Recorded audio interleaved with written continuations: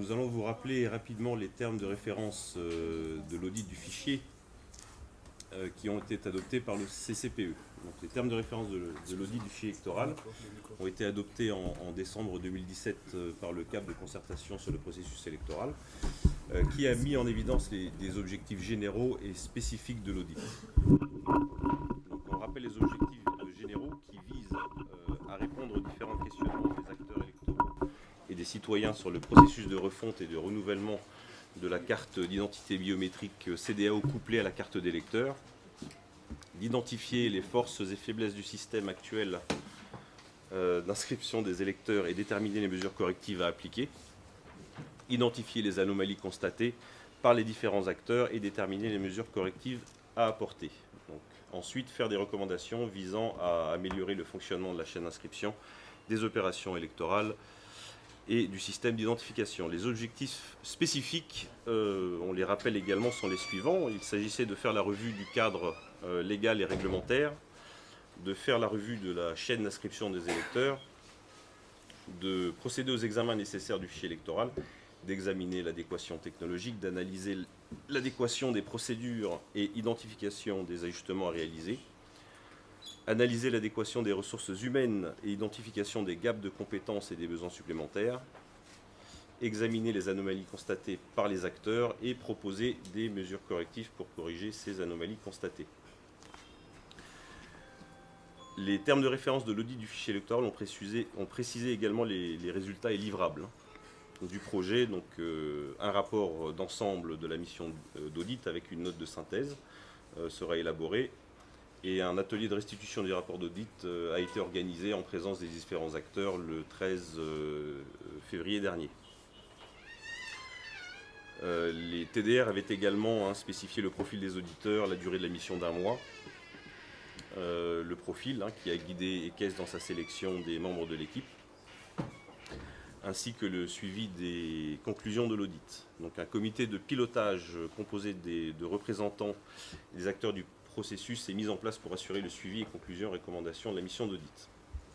Donc très rapidement, le déroulement de la mission qui s'est faite du 15 janvier au 13 février, donc jour de la restitution. Brièvement, le déroulement a commencé par la rencontre et réunion avec l'ensemble des parties intéressées, la mise en place, comme avait été suggéré dans les TDR, d'un comité de pilotage et d'un comité technique, pour ensuite passer aux examens de la cohérence de la chaîne complète d'inscription. Donc suite à cela, nous avons également procédé à un examen des bases de données alphanumériques biométriques du fichier électoral. Et vu la complexité un petit peu liée au couplage de la carte CDAO avec la carte d'électeur, il nous a été nécessaire d'aller au-delà du cadre prévu dans les TDR en élargissant le champ des recherches à l'ensemble des systèmes, je dirais, technologies mises en œuvre, notamment en effectuant des analyses croisées avec la carte, le fichier de la carte d'identité nationale. Donc en conclusion, nous avons remarqué que le souci constant de délivrer une liste électorale et une carte d'électeur de qualité est manifeste à toutes les étapes de la chaîne d'enregistrement des électeurs. Nous avons relevé un nombre impressionnant de niveaux de contrôle et de validation des données avant figuration sur l'électoral et impression des cartes. Les conditions techniques de mise en œuvre et une meilleure formation et évaluation du personnel dédié à tous les niveaux auraient permis d'éviter beaucoup des erreurs rencontrées lors de la précédente révision exceptionnelle. Par exemple, les différents logiciels et applications ont connu à l'époque des ajustements durant les opérations avec des tests insuffisants avant déploiement. Donc ça a posé quelques problèmes. Quoi qu'il en soit, et en considérant les erreurs qui ne portent pas de préjudice à la possibilité de vote, en prenant aussi en considération les dossiers encore à traiter, nous avons pu faire une estimation du taux d'erreur sur le fichier compris entre 1,2 et 1,9%.